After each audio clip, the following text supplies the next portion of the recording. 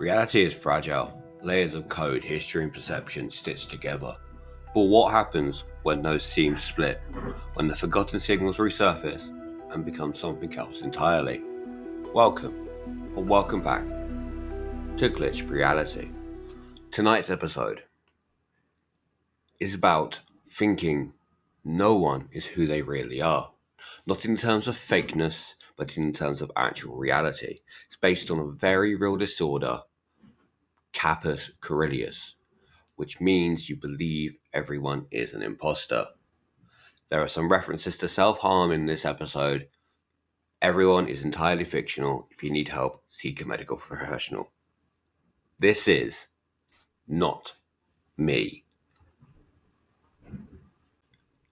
There are mornings that slide into your life quietly, like nothing has changed. The air always feels the same, the sunlight hits the pavement at the same angle, and you walk the same path you've walked 100, maybe even 1,000 times before. I thought those were the mornings that you could trust. That morning, I pushed open the door to the cafe. Its bell chimed its familiar, rattling noise, and everything inside had the same dull comfort. The mismatched chairs, the faint smell of burnt toast, some always pretending that it wasn't actually burnt, and the steamer hissing like an irritated cat. Ella stood behind the counter. She always looked half awake, half asleep, her hair scraped into a ponytail that somehow was holding on for dear life. She saw me and her whole face lit up with what it should have been, some sort of recognition. "Morning, the usual." The words felt normal enough, but the moment she blinked, everything cracked. It wasn't a natural blink, not a soft closure of both eyelids in sync. Her left eyelid dipped first. A half second later, the right followed. Like something had tried to copy a human blink, but couldn't quite get that timing right. A glitch? A mistake? I wasn't sure, but this sent a shiver crawling straight down my spine. I laughed, nervously, a little too loudly. She didn't seem to notice though, just smiled, handed me the cup, and turned away with the same offbeat blink. I left with the cup warming my fingers but cooling my nerves. Then I had a thought to myself. That's not how she blinks. I didn't say this out loud, but the thought pulsed, quiet and certain within my mind. As the day went on, I tried to brush it off. A trick of the light, a bad sleep, maybe too much caffeine. But the world had begun to unravel in tiny little ways in front of my eyes. On the walk home, Miss Keating waved from her garden. She lived on my street longer than anyone had known, always pruning the same roses. She said my name the way she always said it, slightly wrong, but the smile that followed, something in it lagged. Like her face remembered the movement before her mind even caught up. Her cat sat at her feet, too still, almost unmoving. Even then, as well, something felt off about her cats. They were almost mechanical. I kept walking, told myself I was just imagining it. It was all in my head. But when I reached the crossing, a stranger brushed past me, muttering a "sorry," and the voice came a fraction too late. The lips moved first, and the sound trailed after. This was wrong. All of them were wrong. By the time I got home, my chest was tight with something I couldn't name. Fear? Doubt? Recognition? The phrase came back into my head. That's not them. It stuck in my head like a song that you couldn't shake. And the worst part, I don't know who I meant by them anymore. The next day, I woke up and I went to work, determined to act normal. Fake it, power through it, anything. Humans are great at pretending when they are terrified. But the office felt different, wrong. in some new ways. The fluorescent lights hummed at a pitch just a little bit too steady. No flicker, no buzz, just a drone, like they were breathing almost. In the background, people typed, people talked, and people laughed. But every sound came stacked, slightly out of sync with the movement. My manager Grant waved me over. He looked exactly like the way he always did. Well-groomed beard, shirt ironed within an inch of its life, a smile polished like a car dealership advert. But when he asked me if I was all right, his expression changed just that little bit too slowly. A little beat late, like something added the emotion in post-production. You're looking very pale, he said. I wanted to say, you're not smiling right.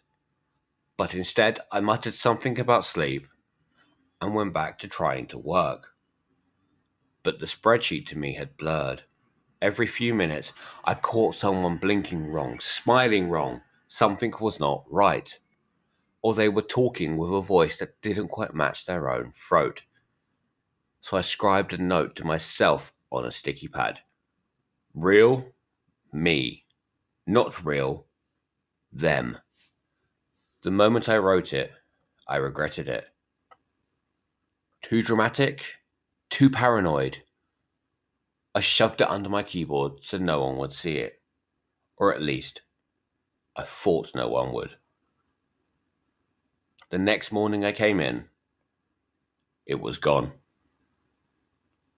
In its place sat a new sticky note, neatly handwritten, mimicking mine a little bit too closely. Same size, same slant, but not the same hand. This flipped my stomach. That's not me. My co-workers moved around me like scenery in a dream, each one blinking offbeat, each one's voice not matching their throat. I stood and I tried to get some air. Half the office turned their head towards me at the same time. Not fast, not dramatic, just unified. Too unified. I left early that day. That night, I couldn't trust myself. Not my reflections, not my thoughts, not even the tone of my own voice. So I recorded myself. At first, it was just for reassurance purposes. A dumb idea to prove that I was still me. And this is the log of what I recorded. Night 1, breathing. Nothing else, average. Night 2, more breathing. A single sharp inhale that didn't sound at all like mine. Night 3, whispering. Too soft to make out. Could have been the duvet. Could have been the pipes. Night 5, 2 voices. Both mine, one deeper. Repeating softly, rhythmically. That's not me. That's not them. The moment I heard it, I stopped the playback and I deleted everything. It didn't make me feel safer. It made me feel like I'd admitted to something I didn't want to face. When I went to brush my teeth a few hours later, the mirror fogged before I'd even run the water. I wiped it clean and my reflection blinked a little bit too late. So the next morning, when I woke up, there was a weird pressure behind my eyes, like I slept with a weight on my face. The mirror didn't help. My reflection felt almost doubled, like I was looking at a photo that had been double exposed, and the layers didn't quite line up. When I smiled, my reflection hesitated. Just a moment, just a breath, but undeniably wrong. So I leaned in closer. I studied my own eyes. The right one blinked naturally, but the left one lagged half a beat behind. So I said to myself, face in the mirror, that's not me. So I splashed cold water on my face until the cold numbed the panic. Steam coated the edges of the glass again, hiding me in a blur and in shadow. And for a few seconds, I actually felt normal. Then, from behind the fog, a faint shape moved before I did. And I heard a whisper. You're imagining things. I believed that I whispered this, but I wasn't sure. But my reflection's mouth, after the whisper, stayed open a little too long after mine had closed. So in a haste, I shut the curtains, turned off the router, silenced my phone. People had messaged me, people were calling, people were knocking, but every sound outside that door felt rehearsed, like a performance happening for my benefit and my benefit alone. I told myself I was fine. I was just taking a break, just a bit overwhelmed. But the flat started to feel hollow, like it was breathing around me.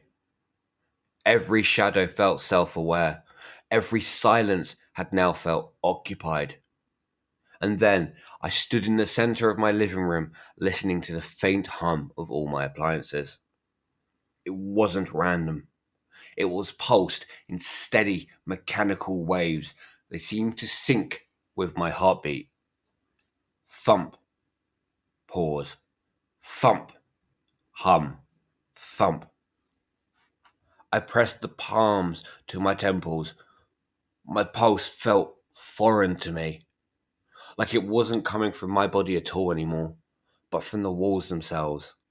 So I whispered again, that's not them. And the room seemed to hum in agreement. At some point, I don't know when that day, I ended back in front of that bathroom mirror. Maybe I wanted answers. Maybe I wanted proof. Or maybe I wanted to see just how wrong things had become. The light flickered once, and then it steadied itself. A little bit too steady. My reflection stared back, eyes calm, patient, and expectant. I lifted my hand, and so did it. Perfectly in sync.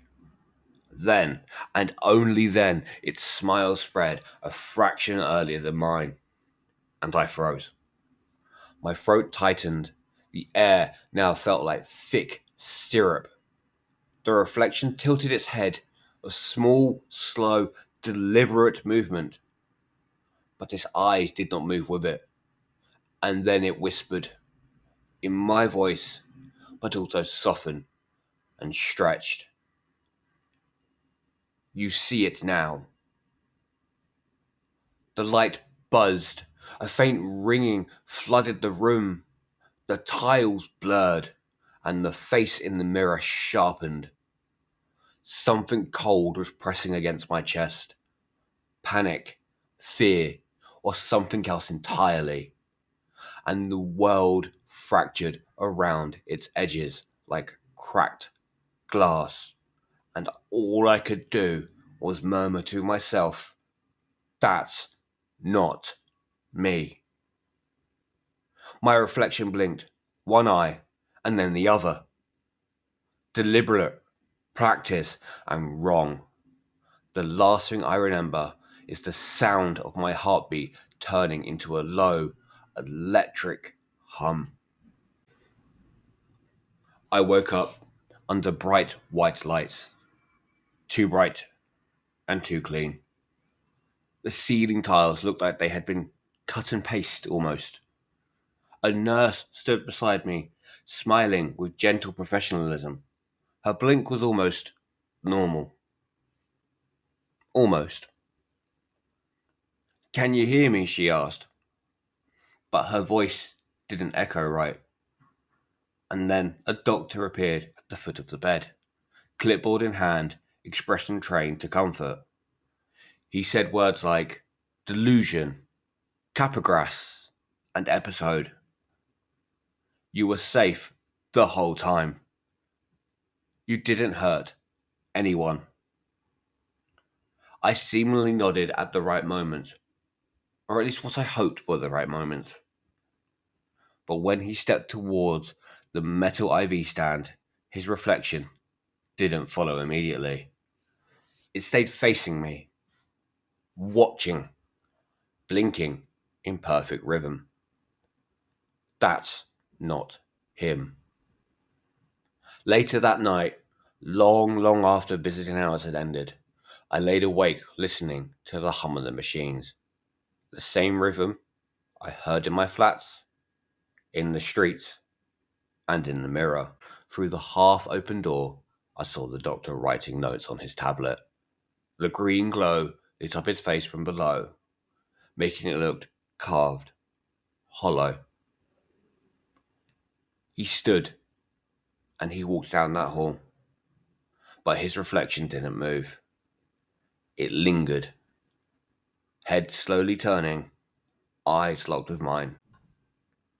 Then, with a calm, precise motion, it lifted a hand and blinked, exactly on time.